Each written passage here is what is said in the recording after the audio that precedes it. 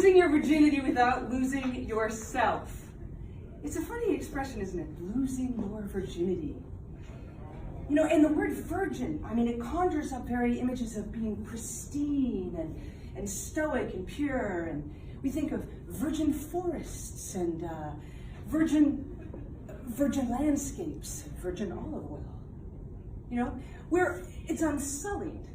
And when we're born, we're actually all virgins. We're all innocent like babies until that one fateful day when we step over the precipice from innocence into experience, and like Eve eating the apple from the tree of knowledge.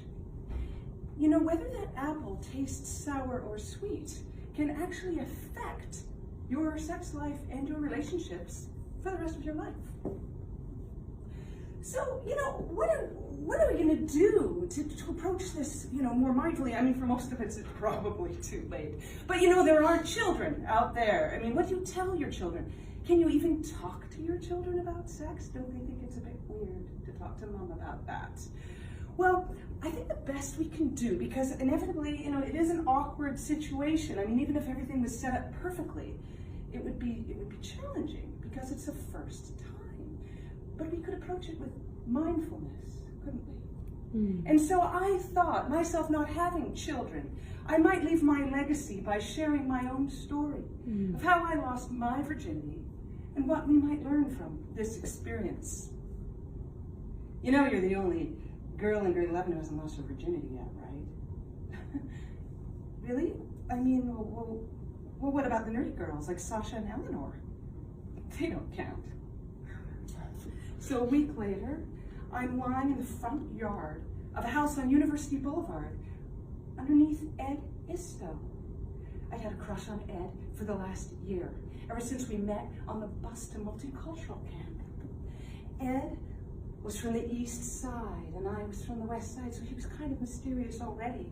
And then he looked at me with those autumn leaf eyes and those long lashes, and he touched my hair and just gazed at me, and I felt special. No one ever had looked at me like that. I felt special, that is, until he decided that he was in love with Sarah Chase, my best friend. But then, you know, a lot of people liked Sarah because she was tall and she was a dancer, and at parties she would do the splits and stand against the wall. I couldn't compete with that.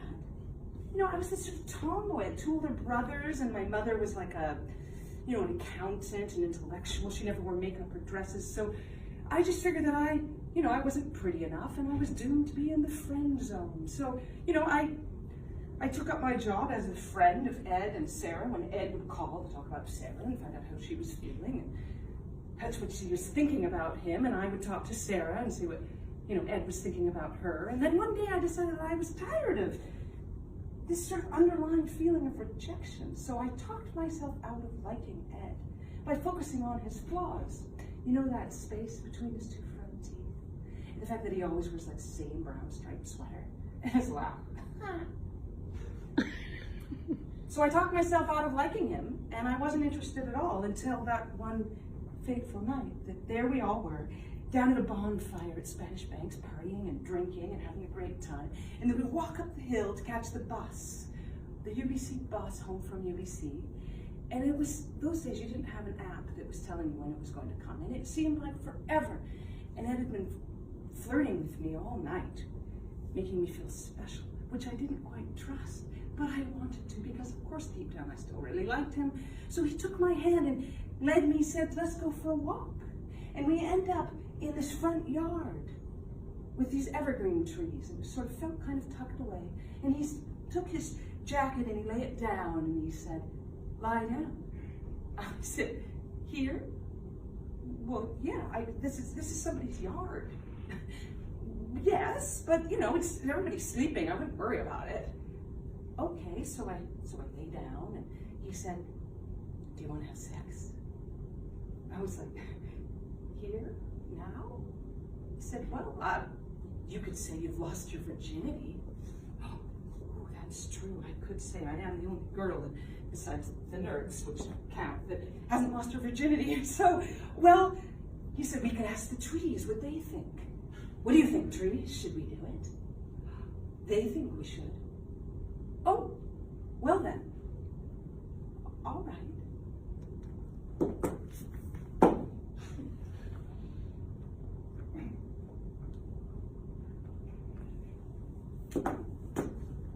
So we did it. We had sex. I don't remember much about it actually, except that I heard a bit and we still got the last bus. And the next morning I wake up and I'm in love with Ed Isto.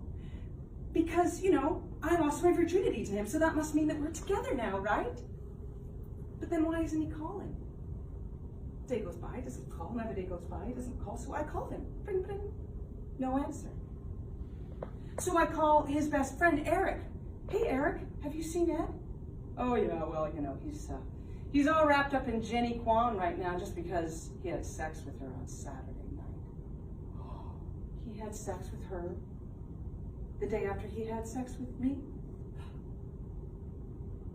I guess that means it means nothing to him. That means that I must mean nothing. And I carried that belief into my adulthood.